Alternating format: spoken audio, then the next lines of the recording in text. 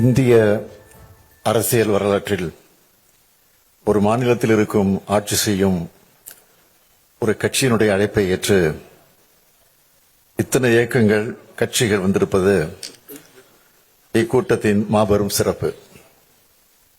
எங்கள் அழைப்பை ஏற்று வருகை தந்துள்ள உங்கள் அனைவரையும் முதலில் வருக வருக என வரவேற்கிறேன். பல்வேறு மாநிலங்களின் முதலமைச்சர்கள், துணை முதலமைச்சர்கள், தேசிய மற்றும் மாநில கட்சிகளின் தலைவர்கள், பிரதிநிதிகள், அமைச்சர்கள், நாடாளுமன்ற உறுப்பினர்கள் வருகை தந்திருக்கிறீர்கள். இந்திய ஜனநாயகத்தை காக்க நாம் அனைவரும் ஓரணியில் திரண்டிருக்கிறோம் என்பதை இந்தியாவுக்கு உணர்த்துவதாக உங்களது வருகை அமைந்திருக்கிறது. இந்திய ஜனநாயகம் மற்றும் கூட்டாட்சி ஆகியவற்றை காக்க நாம் ஒன்று கூடியிருக்கிறோம். இந்த முன்னெடுப்பில் இணைந்துள்ள அத்தனை பேருக்கும் நன்றி. பல்வேறு மாநிலங்களில் இருந்து நாம் ஒன்று கூடியிருக்கிறோம். நமது நாட்டில் உள்ள ஒவ்வொரு மாநிலமும் ஒவ்வொரு வகையில் தனித்தன்மை கொண்டது. பல்வேறு மொழிகள், இனங்கள், வழிபாட்டு நம்பிக்கைகள், பண்பாடுகள், உடைகள், உணவுகள், பழக்க வழக்கங்கள் கொண்டதுதான் இந்தியா. இத்தகைய மாநிலங்கள் சுயாட்சி தன்மையுடன் செயல்பட்டால்தான் இந்தியாவில் உண்மையான கூட்டாட்சி உருவாக முடியும், சிறந்த வளர்ச்சியை அடைய முடியும். அனைத்து தரப்பு மக்களும் போராடியதெல்லாம் நமது நாட்டிற்கு விடுதலை கிடைத்தது. இதனை உணர்ந்துதான் இந்திய அரசியலமைப்பு சட்டத்தை வகுத்த மேதைகள் இந்தியாவை கூட்டாட்சி கொண்ட ஒன்றியமாக கட்டமைத்தார்கள். பல்வேறு காலகட்டங்களில் இந்த கூட்டாட்சி தன்மைக்கு சோதனை வந்தாலும் அதனை ஜனநாயக அமைப்புகள், இயக்கங்கள் தடுத்து வந்துள்ளன. அத்தகைய சோதனையும் ஆபத்தும் தான் இப்பொழுதும் வந்துள்ளது. இதனை உணர்ந்துதான் நம் அனைவரும் கூடியிருக்கிறோம். என்னை பொறுத்தவரையில் இந்திய கூட்டாட்சியை காக்கும் வரலாற்றின் மிக மிக முக்கிய நாளாக இந்த நாள் அமையப் போகிறது. தொகுதி மறுசீரமைப்பு பற்றி நான் உங்களுக்கு அதிகமாக விளக்க வேண்டிய அவசியமில்லை. வரவிருக்கின்ற அல்லது எதிர்காலத்தில் நடைபெறுகின்ற சென்சஸ் அடிப்படையில் மேற்கொள்ளவிருக்கும் மக்கள் தொகை அடிப்படையிலான தொகுதி மறுசீரமைப்பு என்பது நம்மை போன்ற மாநிலங்களை வெகுவாக பாதிக்கப் போகிறது. மக்கள் தொகையை பல்வேறு சமூக நலத்திட்டங்கள் மூலமாக கட்டுப்படுத்திய நம்மை போன்ற மாநிலங்கள் அதன் காரணமாக நாடாளுமன்ற தொகுதி எண்ணிக்கையில் நமது பிரதிநிதித்துவத்தை அதிகம் இழக்க நேரிடும். எனவேதான் இதனை நாம் கடுமையாக ஆணித்தரமாக எதிர்க்க வேண்டிய காலகட்டத்தில் இருக்கிறோம். தற்போதைய மக்கள் தொகை அடிப்படையில் தொகுதி மறுசீரமைப்பை ஏற்றுக்கொள்ள முடியாது என்பதில் நாம் அனைவரும் உறுதியாக இருக்க வேண்டும். இங்கே இருக்கும் ஒவ்வொரு மாநிலமும் பயனுள்ள மக்கள் தொகை கட்டுப்பாட்டின் மூலம் குறிப்பிடத்தக்க முன்னேற்றத்தை காட்டியுள்ளன. இத்தகைய மாநிலங்களை தண்டிப்பதாக இந்த நடவடிக்கை இருக்கப் போகிறது. மக்கள் பிரதிநிதிகளின் எண்ணிக்கை குறைவதன் மூலமாக நமது எண்ணங்களை சொல்வதற்கான வலிமை குறைகிறது. இந்த ஆண்டு காலமாக மணிப்பூர் மாநிலம் பற்றி எரிகிறது. 2 ஆண்டு காலமாக மணிப்பூர் மாநிலம் பற்றி எரிகிறது. அதனால் நீதிக்கான அவர்களின் குரல்கள் புறக்கணிக்கப்படுகின்றன. ஏனென்றால் நாட்டின் கவனத்தை ஈர்க்க அவர்களுக்கு அரசியல் வலிமை இல்லை.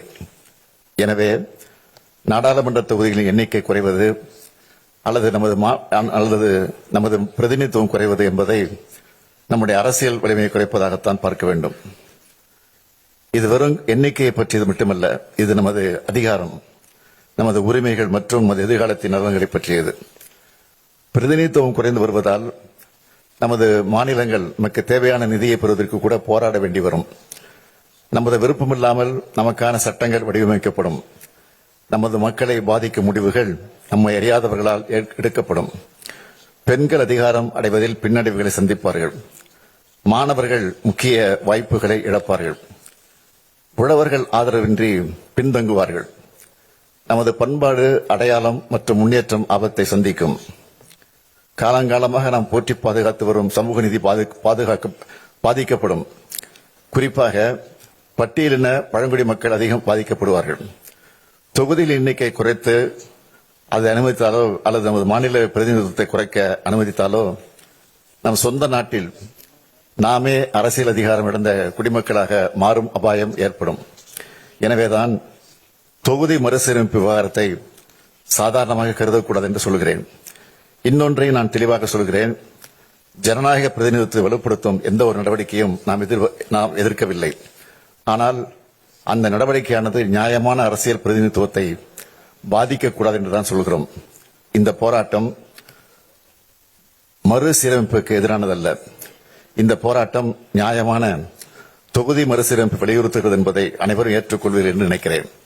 இதனை உணர்ந்து தமிழ்நாட்டில் உள்ள அனைத்து கட்சி கூட்டத்தை நான் கூட்டினேன். தற்போதைய மக்கள் தொகை அடிப்படையில் தற்போதுள்ள 543 மக்களவைத் தொகுதியில் மறுசீரமைப்பு செய்யப்பட்டால் தமிழ்நாடு 8 இடங்களை இழக்கும் என்பதை நான் தெளிவுபடுத்தினேன். நாடாளுமன்றத்தின் மொத்த இடங்களின் எண்ணிக்கை அதிகரிக்கப்பட்டால் தமிழ்நாடு 12 இடங்களை இழக்க நேரிடும். இது நமது அரசியல் பிரதிநிதித்துவத்திற்கு நேரடி அடியாகும் என்று சொன்னேன். மறுநாளை கோயம்புத்தூரில் ஒன்றிய உள்துறை அமைச்சர் அமித்ஷா அவர்கள் ஒரு நிகழ்ச்சியில் பங்கெடுத்து உரையாற்றும் போது தமிழ்நாடு மற்றும் பிற தென் மாநிலங்கள் விகிதாச்சார அடிப்படையில் நாடாளுமன்ற இடங்களை இழக்காது என்று கூறினார். உள்துறை அமைச்சரின் விளக்கம் தெளிவாக இல்லை, குழப்பமாகத்தான் இருந்தது. 2023ஆம் ஆண்டு தெலுங்கானா மாநிலத்தில் பரப்புரை செய்ய வந்த பிரதமர் மோடி அவர்கள் சாதிவாரி கணக்கெடுப்பு நடத்தி மக்கள் தொகை அடிப்படையில் சமூகங்களுக்கு பிரதிநிதித்துவம் வழங்க வேண்டும் என காங்கிரஸ் கட்சி சொல்கிறது. அடுத்ததாக தொகுதி மறுவரை நடக்க உள்ளது. காங்கிரஸ் கட்சி சொல்வதைப் போல மக்கள் தொகை அடிப்படையில் மக்களவைத் தொகுதி மறுவரை செய்யப்பட்டால் தென் மாநிலங்கள் 100 தொகுதிகளை இழக்க நேரிடும். தென்னிந்திய மக்கள் இதனை ஏற்பார்களா என்று கேட்டார் பிரதமர். இதன் அடிப்படையில் பார்த்தால் தொகுதியின் எண்ணிக்கை குறையும் என்பதை அவரே ஒப்புக்கொண்டுள்ளார் என்பதை உணரலாம். எப்பொழுதும் மாநில உரிமைகளை பறிக்கிற கட்சியாக பாஜக இருந்துள்ளது. அவர்கள் தனது உள்நோக்கத்தை தொகுதி சீரமைப்பு திட்டத்தில் செய்ய நினைக்கிறார்கள். இதனை எந்த மாநிலமும் அனுமதிக்கக்கூடாது. இந்த அச்சுறுத்தலை உணர்ந்து முன் எப்போதும் இல்லாத ஒற்றுமையுடன் தமிழ்நாடு செயல்பட்டு வருகிறது. இதேபோன்ற ஒற்றுமையை இந்த அரங்கில் உள்ள அனைத்து மாநிலங்களும் காட்ட வேண்டும் என்று கேட்டுக்கொள்கிறேன். இந்த கூட்டு நடவடிக்கை குழு கூட்டத்தில் விவாதிக்கப்பட்டு நிறைவேற்றப்பட வேண்டிய தீர்மானங்கள் குறித்த உங்கள் மதிப்புமிக்க பரிந்துரைகளை பகிர்ந்து கொள்ள அனைவரையும் நான் கேட்டுக்கொள்கிறேன். இந்த குழுவிற்கு நியாயமான தொகுதி மறுசீரமைப்புக்கான கூட்டு நடவடிக்கை குழு என்று பெயரிட நான் முன்மொழிகிறேன். நாம் தொகுதி மறுசீரமைப்புக்கு எதிரானவர்கள் அல்ல, நியாயமான தொகுதி மறுசீரமைப்புக்கு ஆதரவானவர்கள் என்பதே இந்த பெயரே சொல்லும். ஒரு நாள் நாம் கூடி ஆலோசித்து தீர்மானம் நிறைவேற்றுவதில் மட்டுமே இந்த போராட்டம் முடிவடைந்துள்ளது. உரிமையை நிலைநாட்டிட தொடர் நடவடிக்கை மேற்கொள்ள வேண்டியது மிக அவசியம். ஒன்றிய அரசை வலியுறுத்துவது ஒரு பக்கமும், இன்னொரு பக்கம் இது குறித்து மக்களிடம் விளக்கிட, மக்களிடையே விழிப்புணர்வை ஏற்படுத்திட இந்த கூட்டு நடவடிக்கை குழு மிக அவசியம் என்றே கருதுகிறேன். நமது அரசியல் ரீதியான எதிர்ப்பை சட்டபூர்வமாக எப்படி நடத்துவது என்பது குறித்து அனைவரும் ஆலோசனை வழங்குமாறு கேட்டுக்கொள்கிறேன். அரசியல் மற்றும் சட்ட நடவடிக்கைகளை வரையறுப்பதற்காக வல்லுநர்களின் குழுவை அமைக்க நான் முன்மொழிகிறேன். ஒட்டுமொத்த முன்மொழிவுகள் குறித்த தங்கள் கருத்துக்களை பகிர்ந்து கொள்ளுமாறு அனைவரையும் கேட்டுக்கொள்கிறேன். ஒற்றுமை உணர்வோடு அனைவரும் ஒன்றுபட்டு போராடினால்தான் வெற்றி பெற முடியும். எந்த சூழலிலும் நமது பிரதிநிதித்துவம் குறைய விடக்கூடாது என்ற உறுதியோடு போராடுவோம். நியாயமான தொகுதி மறுசீரமைப்பு அடையும் வரை நாம் இணைந்து போராடுவோம். எங்களது அழைப்பை ஏற்று வருகை தந்துள்ள மாநில முதலமைச்சர்கள், துணை முதலமைச்சர்கள், அரசியல் தலைவர்கள், நாடாளுமன்ற உறுப்பினர் அனைவருக்கும் மீண்டும் எனது நன்றியை தெரிவித்துக் கொள்கிறேன். நன்றி, வணக்கம்.